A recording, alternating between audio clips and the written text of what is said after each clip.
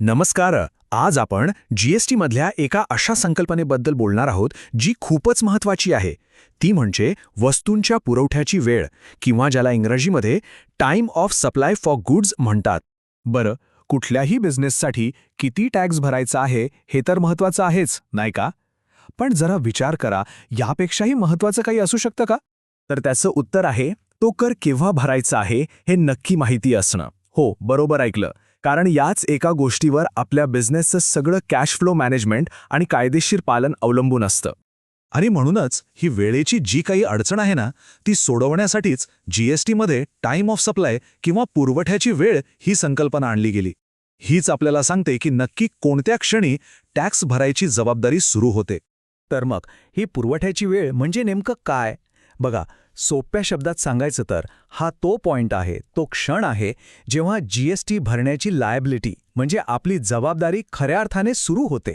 जसं रेस सुरू व्हायच्या आधी एक बंदूक झाडली जाते ना, अगदी तसंच ही ती ऑफिशियल स्टार्टिंग गन आहे आपल्या टॅक्सच्या जबाबदारीची. चला तर मग आता बघूया सगळ्यात कॉमन नियम, जो जवळजवळ सगळ्याच व्यवसायांना लागू होतो, तो आहे फॉरवर्ड चार्ज. आता फॉरवर्ड चार्ज म्हणजे काय? एकदम सोपं आहे.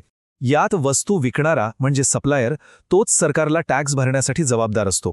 आणि ही गोष्ट सीजीएसटी कायद्याच्या सेक्शन 12 सबसेक्शन 2 मध्ये स्पष्टपणे लिहिलेली आहे. ठीक आहे, मग ही वेळ ठरवतात कशी? तर यासाठी फक्त 2 गोष्टी बघायच्या. एक, खरं बिल कधी बनवलं म्हणजे ॲक्च्युअल इनव्हॉइस डेट. आणि 2, कायद्यानुसार बिल बनवण्याची शेवटची तारीख कोणती होती. या दोन्हींपैकी जी तारीख आधी येईल तीच आपली टाइम ऑफ सप्लाय.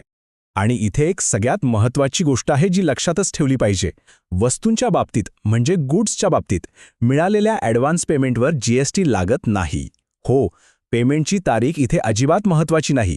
हे आपल्याला नोटिफिकेशन 606/2017 सांगतं. खूप लोकांचा इथे गोंधळ होतो, पण हा नियम अगदी स्पष्ट आहे.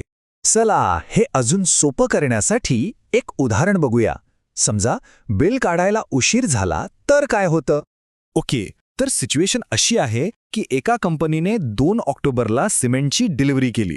आता नियम काय सांगतो की ज्या दिवशी माल पाठवला तीच इनव्हॉइस बनवण्याची शेवटची तारीख आहे. म्हणजे 2 ऑक्टोबरला बिल बनायलाच हवं होतं.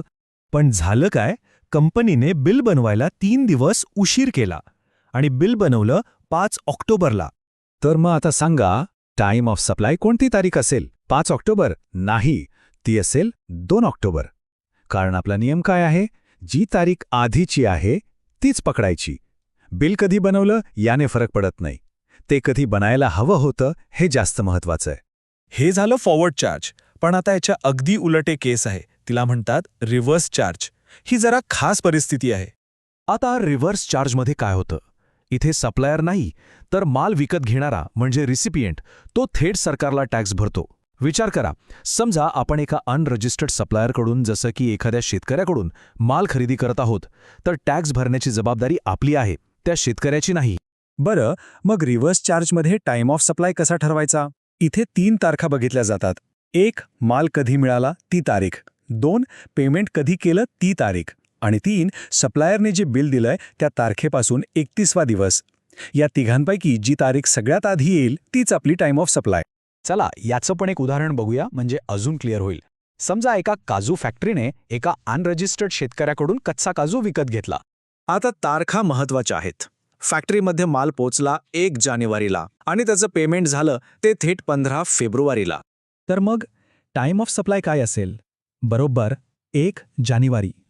कारण माल मिळण्याची तारीख ही पेमेंटच्या तारखेच्या खूप आधीची आहे. आणि आपला नियम काय सांगतो?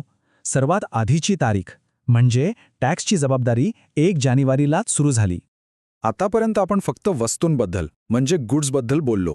पण गुड्स आणि सर्व्हिसेस म्हणजे वस्तू आणि सेवा यांच्या टाइम ऑफ सप्लायमध्ये एक खूप मोठा फरक आहे. तो समजून घेणं महत्त्वाचं आहे. इथे बघा, सगळ्यात मोठा फरक आहे ॲडव्हान्स पेमेंटचा. आपण पाहिलं की वस्तूंसाठी ॲडव्हान्सवर टॅक्स नाहीये, पण सर्व्हिसेससाठी ॲडव्हान्सवर टॅक्स लागतो. हा एक गेम चेंजर आहे.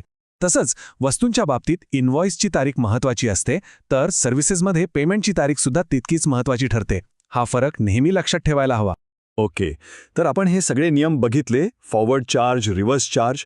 पण प्रश्न हा आहे की या तारखांचं इतकं महत्त्व का आहे? याने बिझनेसवर काय फरक पडतो? तर बघा, टाइम ऑफ सप्लाय बरोबर माहीत असेल तर सगळ्यात पहिलं म्हणजे रिटर्न भरण्याची बरोबर तारीख कळते. दुसरं, कॅश फ्लो मॅनेज करणं सोपं जातं, कारण टॅक्स कधी द्यायचा हे नक्की माहीत असतं. तिसरं, आपण कायद्याचं पालन करतो. आणि सगळ्यात महत्त्वाचं, उशीर झाला तर जे व्याज आणि दंड लागतो ना, त्यापासून आपण वाचतो. आणि हे खूप महत्त्वाचं आहे. तर मग टॅक्स किती भरायचा यासोबतच कधी भरायचा हे आता आपल्या सगळ्यांना कळलं आहे. त्यामुळे आता प्रत्येकाने हा विचार करायला हवा की आपल्या व्यवसायाचं GSTचं घड्याळ ते वेळेवर चाललंय ना.